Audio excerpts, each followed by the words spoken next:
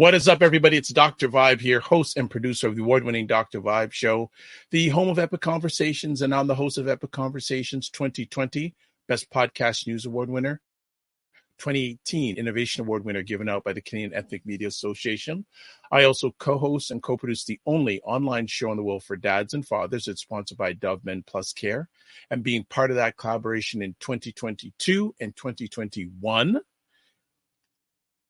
our team reached out to over and fathers all around the world. And as always, I like to say you're blessed, highly favored, a magnet for miracles, and a solution for someone's problem. And we're broadcasting live on Sunday afternoon where I am, September 10th. So for a lot of people, maybe their first week of school that's done with the young people.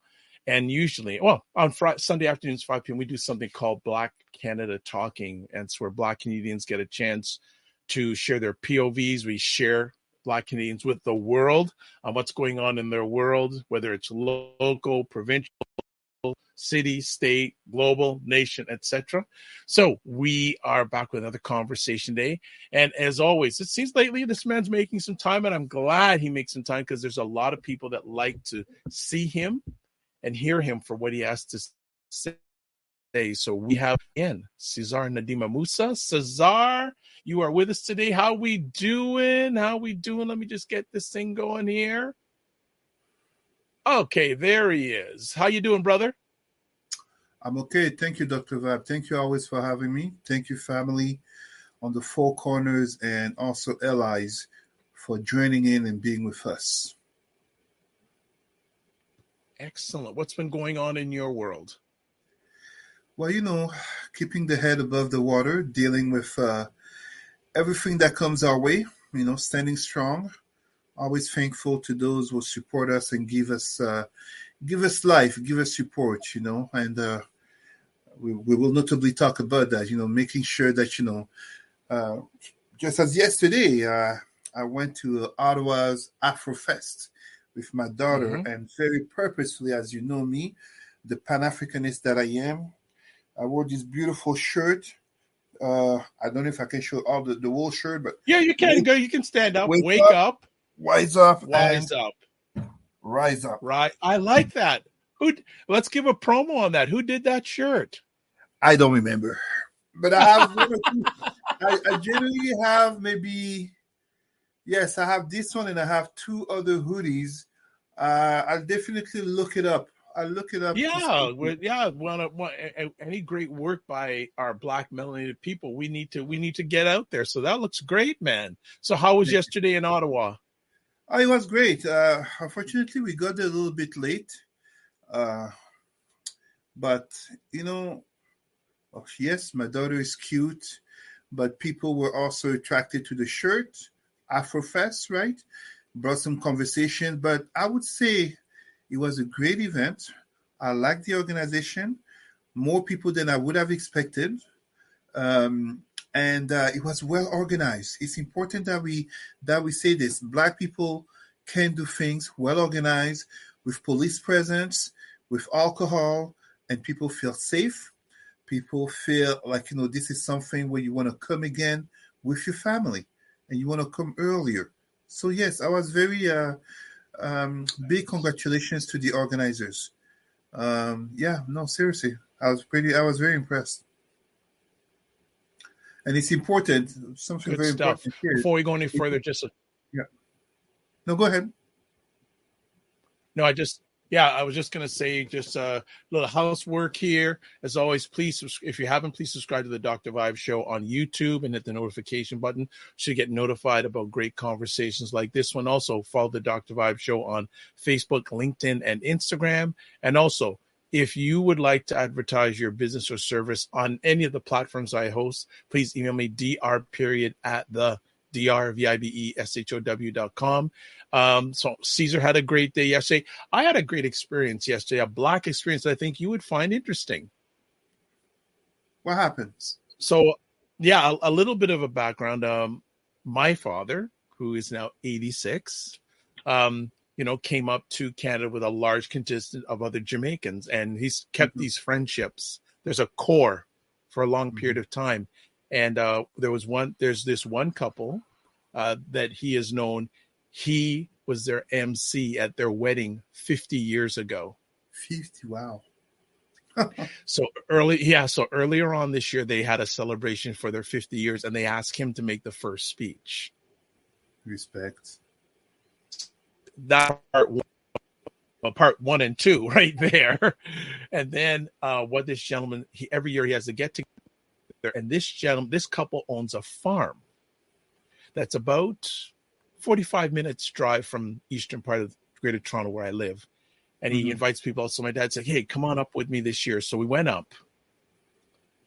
Cesar, the man owns 200 acres of farmland.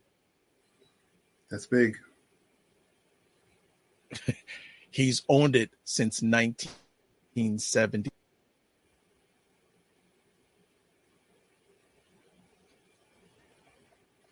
Yeah. And that's big. I just went, so we always talk on this platform that, you want people, our elders to show good leadership. Mm-hmm. He's owned it since 1977. He lives in Toronto, but he drives 4 days a week, every morning at 5:30 in the morning to work on this land. And so I said, I won't use his last name. I said, Mr., I love this place. Can you just take like a few minutes and take me around? I said, sure. So we jump in his 4x4 and he drove me around the 200 acres of land. Farmland. And then when we came to it, I said, you've been married for 50 years. He was also a policeman for 37 years in Toronto. Mm-hmm. And I just said, you know what? Can you just take a few minutes and just give me some words of wisdom of your journey, whether being a father, a husband, just a Black man. And those 5 to 7 minutes were priceless. And I said, you know what? Do you mind if I come up here every once in a while? I says, hey, you know what? I've known you since you were born. This is where the key is. If you need to come up here, come up here. There's a key. Just lock up everything when you're done. I said, okay. So Cesar, hopefully the next time you're in Toronto and it ain't winter, I would love to take you up to this place. I would be honored. Down and listen to this elder, who's lived a life. And like we always talk about, our entertainers and all that. I said, you know what? Mm-hmm. Here's someone that's known me since I was born, mm-hmm. who owns land, and he farms it, and it's going to be generational because he has kids. And I asked him, has he been offered to sell it? And he says, oh yeah, developers are coming up, and it's actually in the green belt, which is a big controversial area right now in Ontario, right? Yeah. And he told me how much he's been offered for it. And I went and I sat beside, and I said, I'm sitting beside a Black man who's a millionaire who's known me all my life. Like, I know him. I can call him. It's not some entertainer. Here's a man who's worked hard, kept a stable relationship, kept goodly. Like, when he retired at his retirement ceremony, officers that he worked with who were non-melanated came to the event from Mexico. Enough said. Very impressive. Very, very impressive. I mean, and in the meanwhile of him acquiring so much land, aka possession, whatever one wants to think about it, he was married 50 years. And he still is. It still is. And he was being a police officer for 37 years. Yeah. He was wearing multiple hats while thinking long term. Yes. While thinking long term. Much respect to this. To this elder. I mean, and I think it's interesting. This may loop into one of our conversation topics near the end today too. Mm-hmm. In that, but it was, and I spoke about it briefly on the show I did last night. I'm also going to speak about it tomorrow, but I need people to hear it from my lips. I got real. It challenged me. It inspired me. It stretched me. I'm thinking about taking a group of young Black people and taking them there and saying, this man here owns this. Mm-hmm.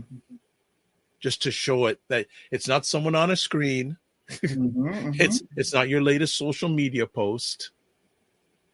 This is someone who's within an hour of where you live, drive time, who's done this and comes out every day to keep it, maintain it, to preserve it. Very impressive.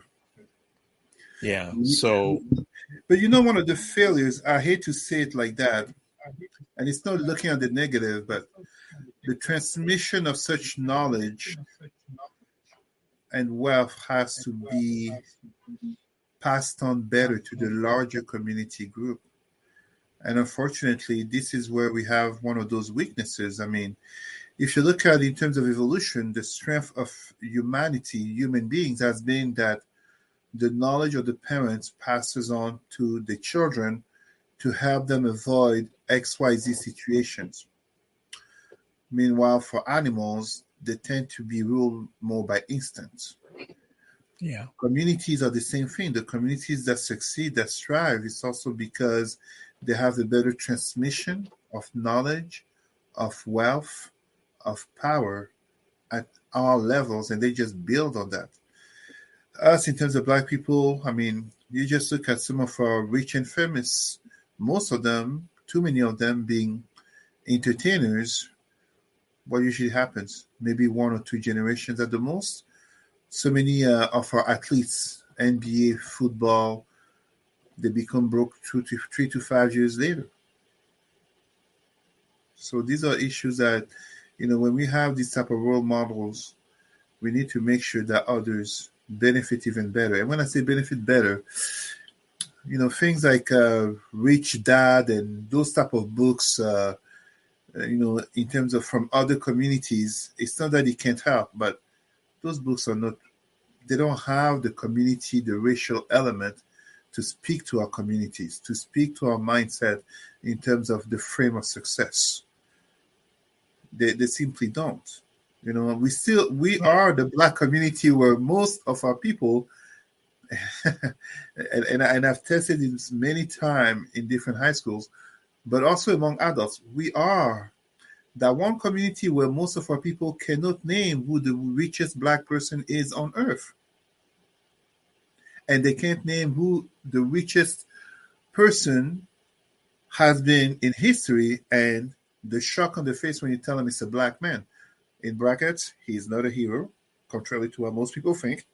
He's not a hero, but he was still Black, so yeah. Yeah. Well, so we just advertised the crowd up. So let's move on. So there's some topics that Cesar wants to chat in, and I'll just add in where I feel I can in our conversation today. But first thing, Cesar wanted to shout out maybe just some people in general. I don't feel their names, but he wanted to do sort of a shout out of maybe some people or some things that are going on in the Black environment. So Cesar, I'll let you start on that. Yes, I will actually give the names, but I will not give. I will honor and respect their work. Let them advertise, and when they're ready to come out in public, I want to make sure, the privilege and the honor that you give me to receive me is not about me as an individual, as a Pan-Africanist, as one that many view and call a Black community leader. It's important that as I advance, that I bring my community forward as well. And as such, it matters to celebrate, to honor other Black people who are doing great things, because there are many of them. There are many of them. We tend to live in communities where most of our people, especially in Canada, just look at the US or look at TV. So to jump right into it, let me start. I'm just going to give the example of two men, two brothers, and one sister. And I'm not going to say too much about what they're doing, but I want to make sure that the name is out there for the ancestors, but also for our descendants to know these Black people are doing things. So Kevin Calixte, my friend of the KK Show, and Natif TV, Natyf, notably in becoming authorized by the CRTC to become the Oh, first Black racialized television channel in Quebec. And I hate the word racialized. wow. Yes, yes, yes. This is big news, my Black people. It is very, very big news. Uh, I won't say too much. I think, you know, a conversation will come further about that, but I just want to make sure that the name is out there, that people know, whether you have family and friends in Quebec, if people are hearing us from Quebec.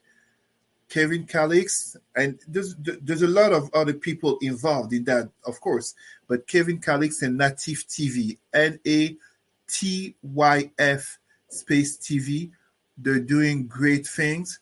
They have my support. It was an uphill battle, but they've been going on for a couple of years already. I've been honored to be privy to some of what's going on, so they have my full support regarding that. Another person I want to name, it's a sister, Véronique Semexton, with an initiative notably regarding Black males, youth, and adults in terms of, bringing up the brothers, young and older, as so often in this Black community, when we talk about success and achievements, a lot of talk, a lot of praise is given to the sisters. And too often, brothers are only seen through stereotypical lenses, if not negative lenses. And of course, we will talk further about that. I also want to give a shout out to our brother, and this is one we both know, Ryan Knight. So, Hmm. um, very much honored. Yes, it was earlier this week. Actually, it was this very week. I was in a meeting with brother Ryan and a couple of other brothers and sisters. Some big things is happening, community slash nationwide level. Allow me not to say too much, but let me put it this way.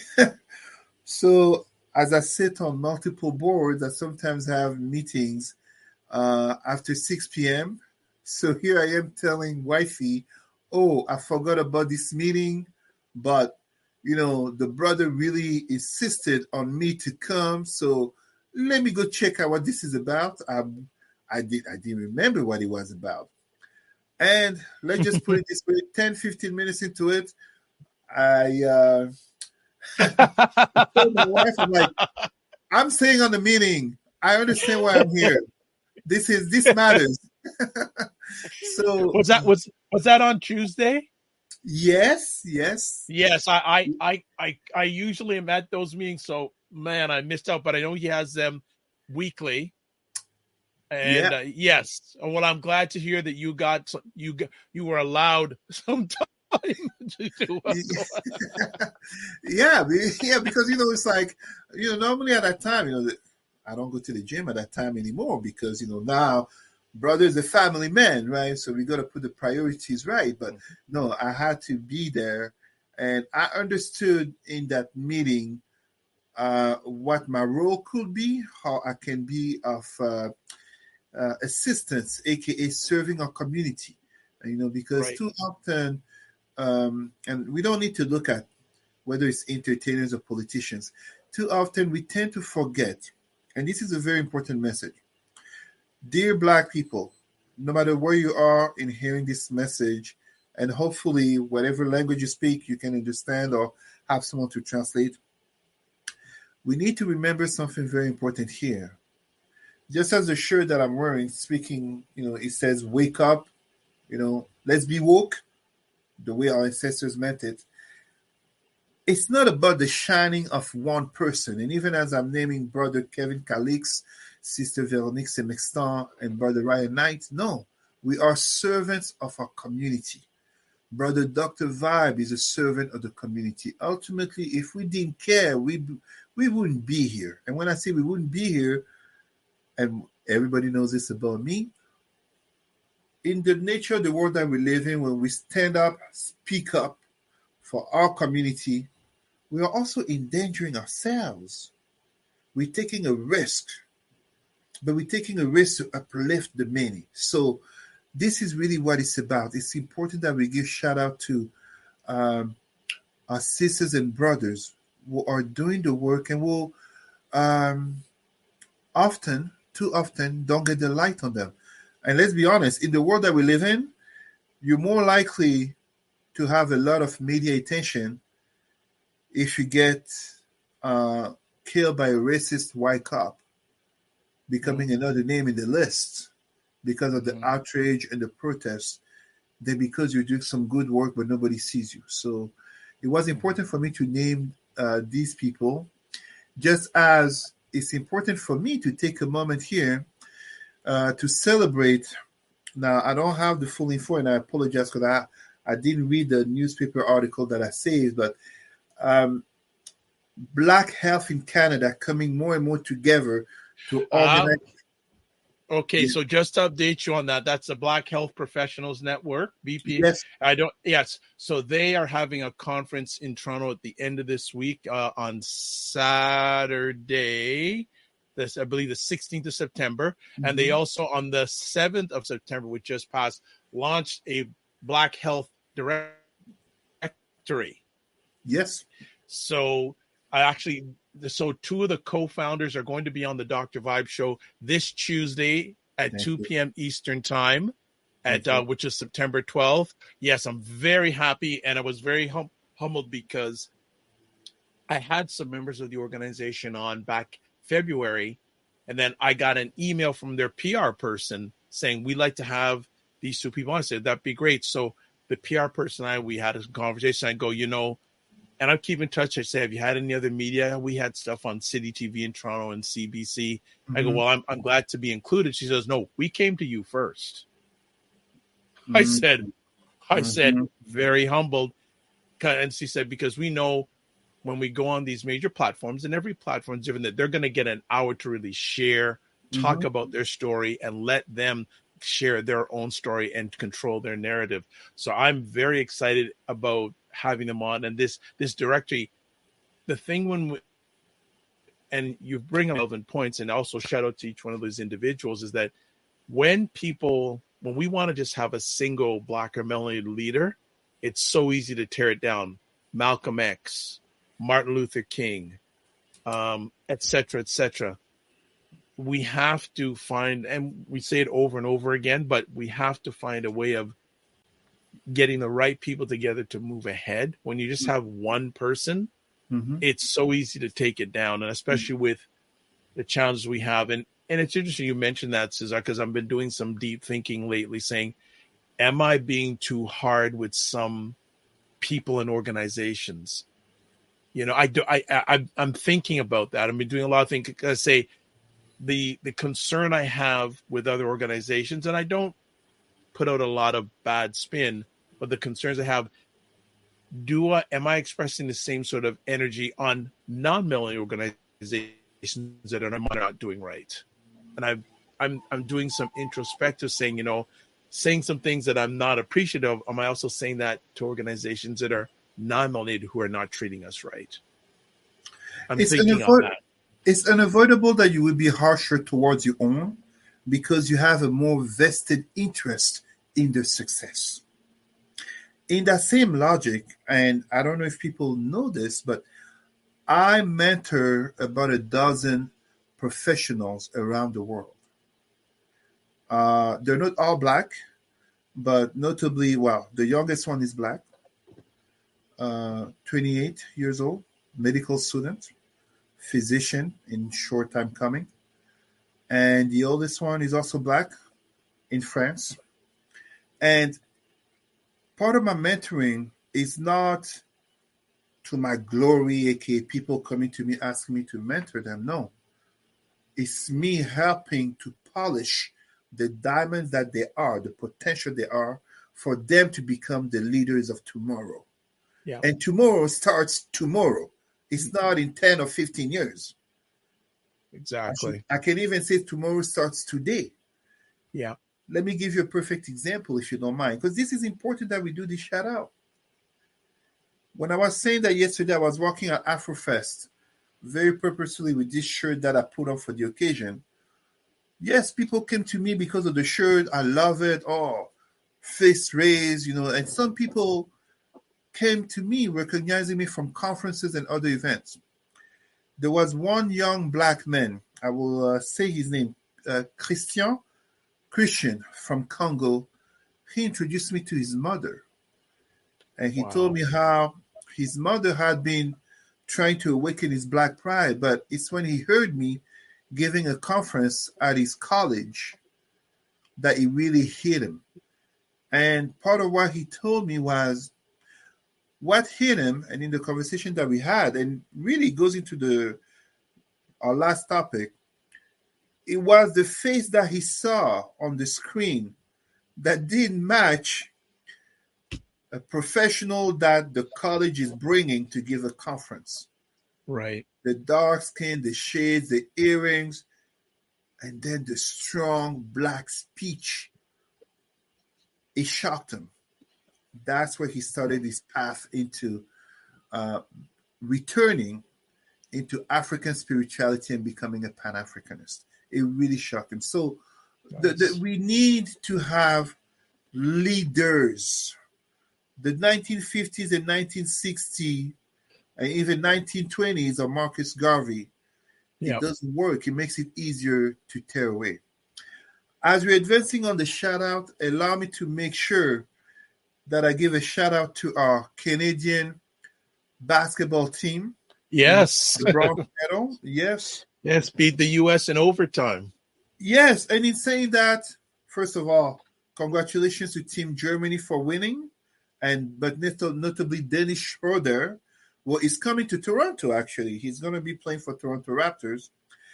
But let me also give congratulations, if that should be said so, to this other brother in track and field, a.k.a. Noah Lyles, who had rightfully said it.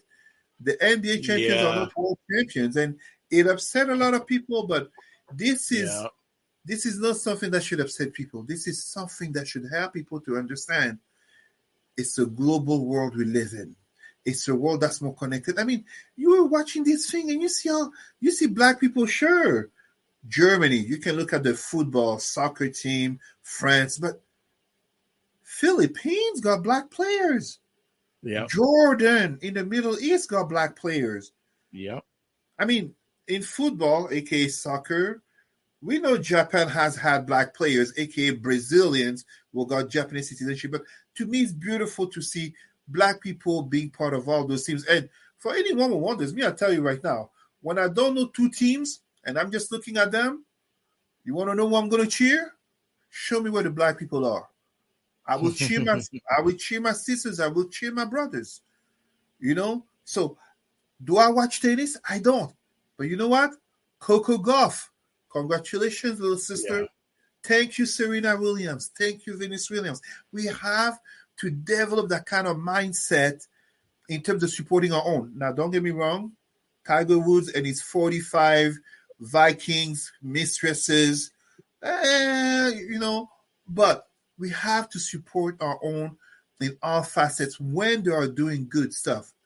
And this is the last shout out that I will give, and then we go to our next topic. Big congratulations. My face is high in the air for a sister whose name is coming into history, aka Fannie Willis. Oh yes. Yes. We talked about her last night on State of Things. Aisha Jilalala, her response to Representative Jim Jordan. Wow. I love that sister. I love that sister. She is how can I put it? The spirit of Harriet Tubman, the spirit of Manny is in her. If you haven't written, put in your search engine Fannie Willis response to Jim Jordan. Read it. I ha, ha, ha.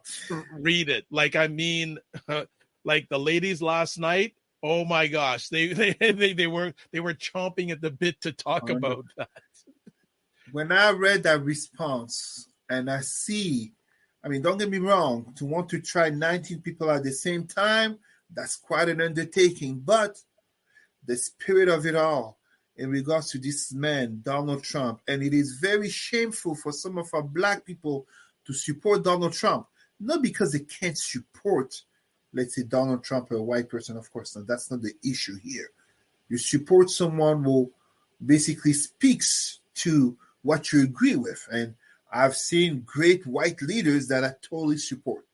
But Donald Trump has a documented history of racism against black people since the 1970s. Don't give me the BS of showing pictures of Donald Trump with other black celebrities such as Mike Tyson or Muhammad Ali. It means nothing. More than likely, they just happen to be in the same room and they know people in common. So what do you want me to do? But the man has a history of documented racism against black people. I am so proud of Sister Fannie Willis, of the courage. To me, that sister, the spirit of Ya Asantewa, the spirit of Harriet Tubman, the spirit of Nanny of the Maroons, the spirit of Mulatresse Solitude, the spirit of many names, Dandara of Brazil, of Quilombo dos Palmares, the spirit of those great black women warriors are in her, because it's not just in terms of doing her job as I think she's a district attorney over there in Fulton County, Atlanta. Yeah. But really, there is a racial element to addressing the crimes of Donald Trump. And I really say crimes because if it wasn't Donald Trump or if it was Barack Obama or some other black person, we all know it's been a long time that person would have been in jail, if not killed. Joe Biden himself said it. So I just wanted to make sure, because, I am so honored to come on your show. I am so honored to have, to have these minutes, time taken away from my family, but time given to our community. But it's not about me as a person. It's about our people. It's about Pan-Africanism. It's about all of us knowing, hey, we are together.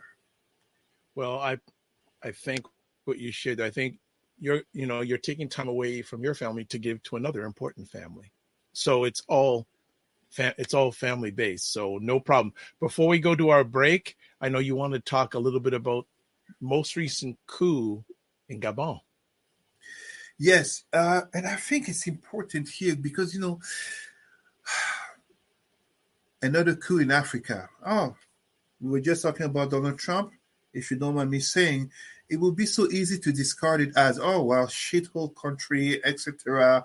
It's Africa. They're so messy. Well, first of all, let's be careful.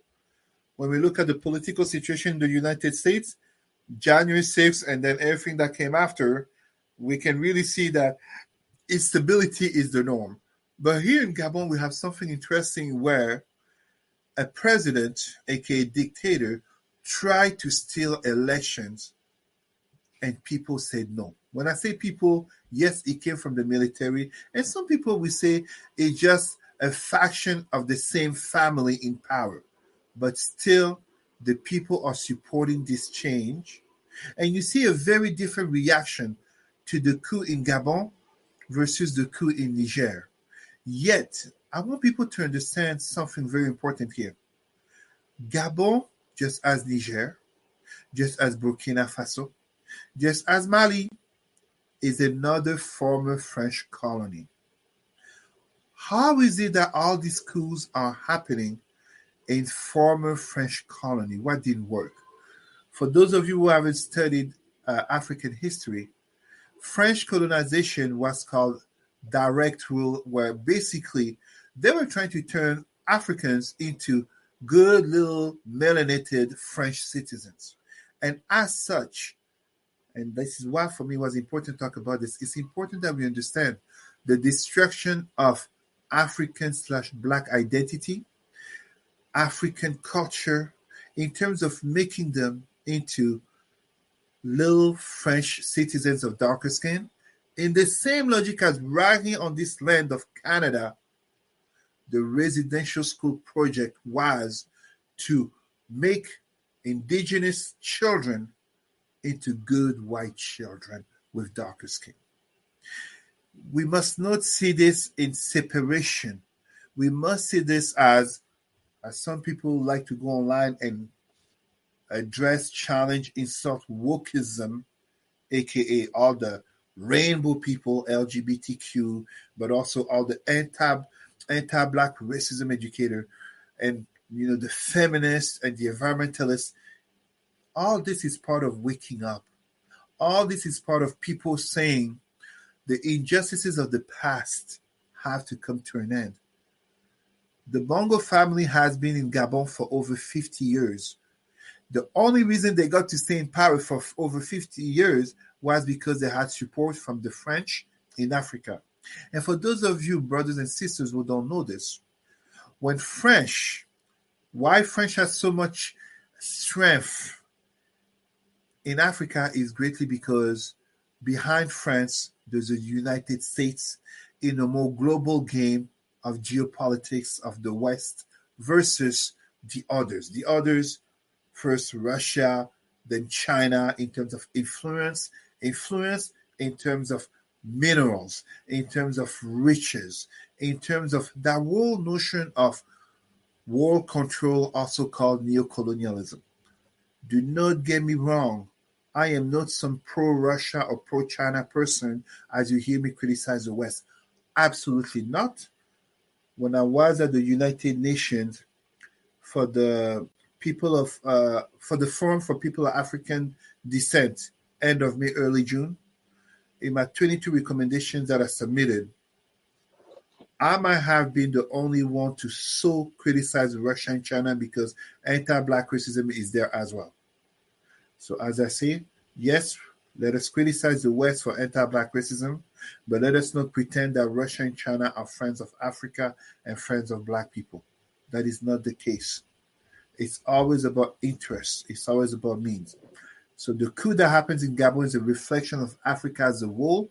It's a reflection in terms of, notably for me, born in Cameroon. The question for many is, where is next? Will it be Central African Republic? Will it be Congo-Brazzaville? Congo-Brazzaville, a country of Africa named after a colonizer who was also a rapist of black children, Savorgnan de Brazza. Mm. The name Brazzaville, Brazza City, Congo-Brazzaville. That kind of tells you. So here we have to understand the much larger context of the coup that happened in Gabon. More such are to come. The world is changing. Let us wake up, my people. Let us wake up. Let us truly awaken to our black identity, our black pride, our black spirituality, and make those connections with our people on both sides of the ocean and even on that other ocean called the Indian Ocean, the Pacific Ocean. We are all connected. Go ahead, Dr. Vibe. Sorry.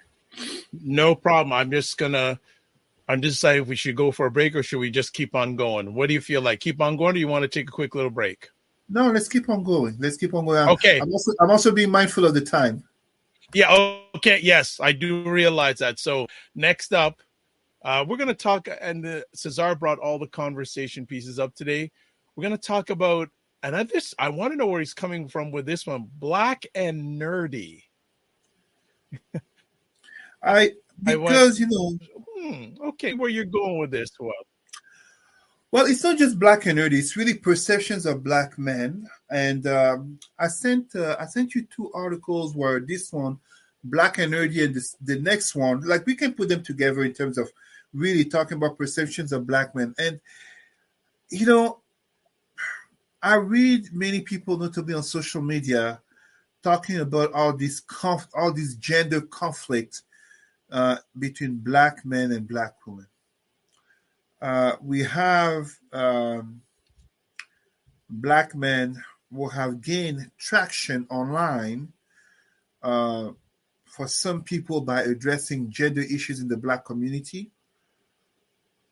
But for me and many people, they have gained traction by attacking, insulting Black women. And here we can talk about the fact of, whether it be people like the Fresh and Fit, the Kevin Samuels, the Andrew Tate, etc., etc.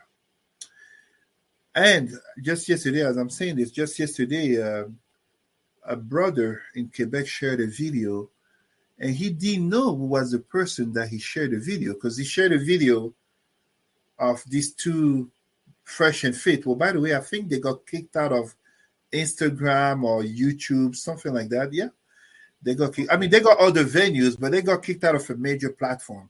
I don't know if it's Instagram or YouTube. I don't follow them. So this brother in Quebec yesterday shared a video of Fresh and Fit having a guest addressing some young woman. And he didn't know who was the guest. Maybe Dr. Vab, you know this guest. Before the Kevin Samuels, the Andrew Tate, Fresh and Fit, Tommy Sotomayor. I don't know. I know that name. Oh, yes.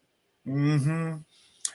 Tommy Sotomayor. And Tommy Sotomayor, he may not remember me, but because it's been a few years, like 9 or 10 years ago, he banned me from all his platforms because I was calling out that brother for his serious misogyny and hatred of Black women. Serious misogyny, manipulation of facts, hatred of Black women. So why I think it's important for us to notably talk about perceptions of Black men.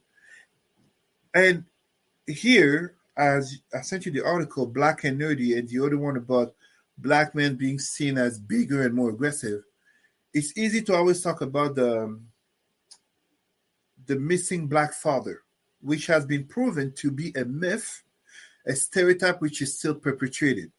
Of course, there are missing or absentee Black fathers, deadbeat Black fathers. They exist in every community, absolutely. But Black fathers are more present than not. Me spending time with my daughter, giving her bath, putting her to sleep, does not make me exceptional. In my circle of friends, those who are Black as those who are brown and those who are white, they do this with the children. Right. It's important to understand this. But I want to make sure that we also address what too often is turned into a joke or ridicule in the Black community. The Carlton Banks, the Steve Urkel, the Black and Nerdy among us will basically are turned into jokes in Black TV shows that nobody wants to be like. And that becomes a problem because, as I remind people in my conferences and trainings, we are the Black community where we take pride in some of our entertainers, many of our entertainers. But let's be honest, whether it's the G7 or G20, when it comes time for the entertainment piece, they might invite Jay-Z and Beyonce, who are worth over $1 billion together as a couple. They might invite them for the show or the closing show or whatever you want to call it. But what do you think they're going to invite to sit at the table to address power issues and how to change the world? It will be that 50 or 25 or 15, $10 million worth engineer, scientists from India, from China, from Israel, who is white maybe. It's them. In our community, we mock those who are Black and nerdy. We talk of them speaking white. We make fun of the nature of their interests. Oh, are they gamers? We make fun of these things, and yet we need all of our Black people. We need our Black people who are nerds and geeks instead of making fun of them. And we know it can have consequences. We should embrace them. We should embrace them because they contribute to our community to rise up, to stand up. I mean, I don't know what it was like growing up for a Neil deGrasse Tyson, but I know 100% that in too many black families and communities, you look much better knowing your Bible verses, your Quranic verses, than for sounding like Black Einstein. And that's a fundamental problem. That is a fundamental problem that maybe we don't Yeah, want to this is this. Well, this is a whole big conversation, and we're just giving it just an appetizer today. I want to encourage people. And I've been delving into this for many years on my platform, and we've been doing it for a number of years. On the last Thursday of every month, we do something called Dr. Vibes Allies, and what it is Black men from Canada, the United States, and England talking about real subjects to them. And when I first started off this online journey, we did it for about 3-4 years. We took a break. It's back on again. And it looks like now more Black men want to join this conversation, and getting and intelligent Black men who, one of them is a professor. He's been a tenured professor for 15, 20 years. People may think he's nerdy and all that, but he's a good brother, right? We shouldn't. It's not easy being a Black man. I know it's not easy being a Black woman, but we need smart people, family. We need smart people. No, we need them. Sorry. We need smart people. We need them as much as we can get, because it's a serious battle out there. It's a serious battle. And I've had the honor, notably on being on forums and platforms where we notably had Black male educators in the US and Canada come together. But it's still too rare where it should be common, where just as we say Black Lives Matter, just as we say Oscars so white in addressing entertainment, etc. And it's not just to criticize entertainment for the sake of criticizing entertainment. We want our Black entertainers to succeed. It's important to say that. If you're a Black comedian, a Black athlete, a Black musician, a Black whatever script writer, I, Cesar, want you to succeed. But I need you to succeed with also a Black pride mindset. So when we say a Black pride mindset, it also means that we must support all of our Black people, whether they be LGBTQ, whether they be disabled, whether they be so-called nerdy or geeks. Because that nerd or geek might very well be that person will find a solution to a medical problem tomorrow, but his wife is white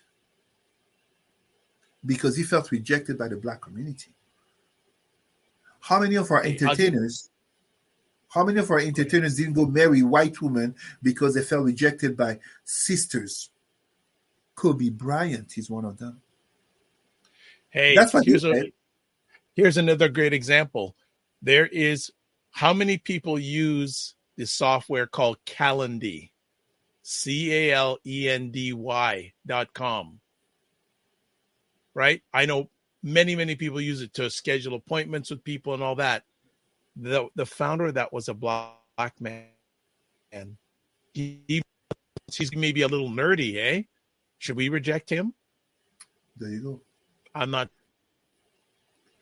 And this is where for me was important to notably address, is because I was a nerd growing up. I've always been a nerd, but I had the chance. I was a cool nerd. I was that nerd who helped people with homeworks. I was a teacher's pet, but also teacher's assistant since age 13, assisting in history classes and others. Yes, I was in the whatever the enriched genius, whatever classes they call it, but I also played sports. I also, would sit with the girls, the hot girls. I got along with everyone. But even when I was in high school, I knew my experience was not the norm, because even to this day, Dr. Vibe, as I am in my 40s, I still have conversations with some friends who are still suffering from the high school experience, who are still suffering from having been called and been treated as a nerd or geek all these years. Basically, their desire to be involved for the community is still shaped by trauma. Yes, we can minimize it for others, but for them it was real. And this is why we have to understand that as Black men, the value is not just to work, pay bills, stress, and die in the positive sense. Because in the negative sense, yes, we can talk about the ones who are having kids left and right. We can talk about the ones who have a criminal record. We can talk about the ones who the list is long. But I think it's important that we value all of those different facets of our identity in coming more and more together. Because when you look in this world of 2023 that we live in, the Elon Musk and the Jack Ma, white men, Asian men, in the Black community, they don't tend to be treated so good. And that becomes a big problem when someone like me, dealing notably with high schoolers through our organizations, coming to speak to them on leadership, coming to speak to them on motivational speeches, I have to remind them, Black lives matter, Black emotions matter, Black brains matter. It's that important that we have all of our people literally understanding this and coming together for such. Dr. Vibe, I seem to have lost you, so allow me to continue. Dr. Vibe, you back? I had lost you for a moment. I'm back. Okay. No problem. So yeah, and just So one last thing, if you don't mind. Yep, because no progress. I know you're on time. You're on the count.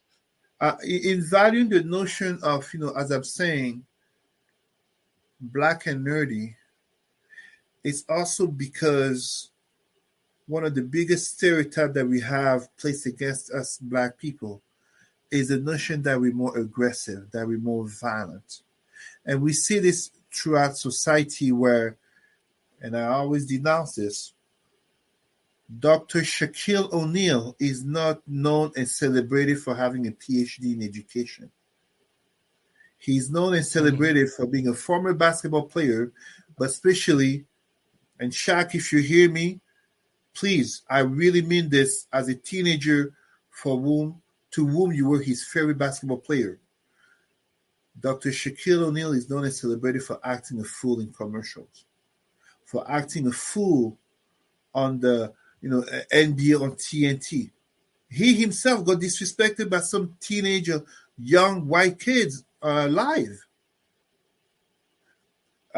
Terry Crews, former football player, acting a fool, flexing his muscles. How old is brother Terry Crews? In his mid-50s. Hitting the gym hard. I go to the gym too. I know he does more than just go to the gym for what he looks like, notably at his age. But we can't keep having our Black people acting a fool, comforting stereotypes to make white people feel safe by acting like clowns, because that's really what they're doing. Like, the white person is not going to tell you, oh, you're acting like a clown. Be serious. But they're acting like that to appease them, and at the same time, it creates a problem because it comforts the stereotypes of the clownish, dark-skinned Black male who is seen as aggressive and violent. This type of stereotypes is notably what led to the murder by a police officer of a young, I think he was 18 years old or 14 years old. Yes, I think he was 18 in 2014. Mike Brown, described by that white cop as a gorilla. That is a problem. We look down on the Black and nerdy, and we have too many brothers who glorify these notions of Black violence, Black aggressivity, being Black and big. Even we mean mug one another as Black people too often. and we call each other by the N word instead of brother and sister. I mean, you look at even in the, how do you call that? In terms of even stereotypes of nicknames, and notably in the triple X porn industry, Mandingo, the black savage, the black warrior, the black brainless. Stallion. Or stallion. Sorry? Yeah, black The stallion. stallion, So yeah. it becomes a problem as times are changing. We are seeing around us a rise in hate. We are seeing white supremacist groups. They're not becoming, they already are the number one domestic threats in many Western, if not all Western countries. We have to build stronger communities, and that starts by valuing one another more and more. I don't want to sound like a monologue, or even for some who have, heard me before, like some type of broken record. But these notions need to be said and repeated time and time again, because maybe someone listening is the first time they hear this, or maybe someone listening for the first time they're making certain connections.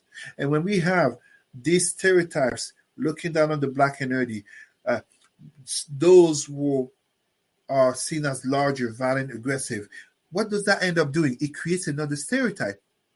The coons, the sellouts, the Kunde Owens, the Kanye West will basically parrot white supremacist narratives in order to be accepted in white circles.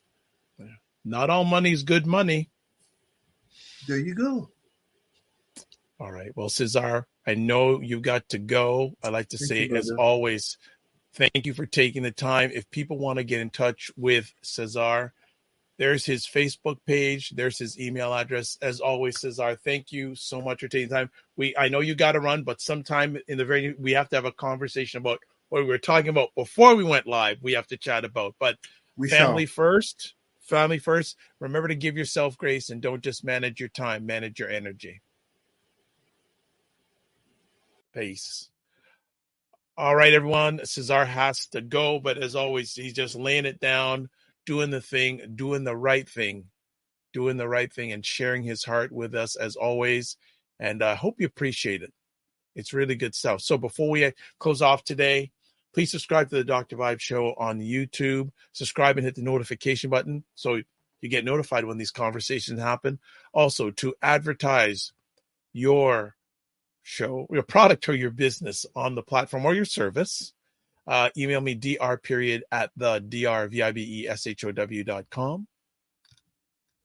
Also, you can watch replays of this epic conversation called Black Canada Talking on YouTube, Facebook, and LinkedIn. So just put in the Dr. Vibe Show on any of those platforms. You'll get me. And also you can go to my website, thedrvibeshow.com. I want to thank everyone who watched live or on the replay. It's appreciated, not taken for granted. As always, this is what we close off with. Live your life as a dream. If you can dream it, you can make it. Sometimes you have to get small to get stronger. Block assumptions, then aim bigger, aim better, aim higher, aim wider. Love, faith, and respect. Remember to give yourself grace and don't just manage your time, manage your energy. God bless. Peace, well. Keep the faith and walk good.